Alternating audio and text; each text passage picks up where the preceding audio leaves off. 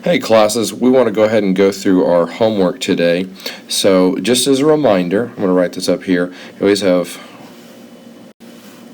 1 te, 2 te, 3 te, and 4 te in everything that we have. It's just big or small. So let's go ahead and get started here with the very beginning. In the first measure, we have a quarter note. When we start with a quarter note, we need to remember how many beats the quarter note is. Well, a quarter note equals 1 beat. So, if you'll remember from class, we got to figure out how many pulses are in that beat. So remember what we do is we double it, boom, to 2 pulses.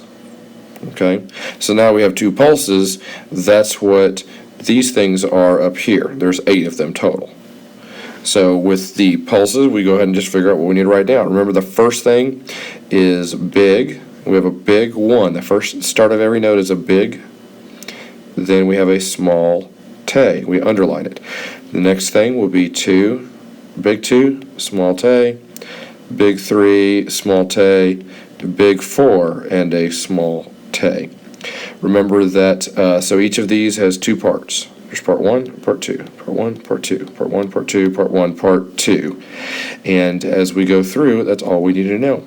That you figure out how many parts it is by doing this, and then we figure out the start of each note is big and everything else is small. When I go ahead and move this over,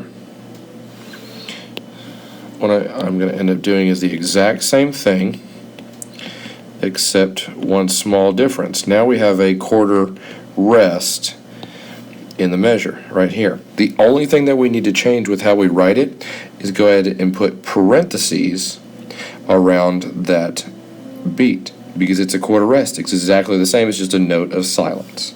That's how you do your homework.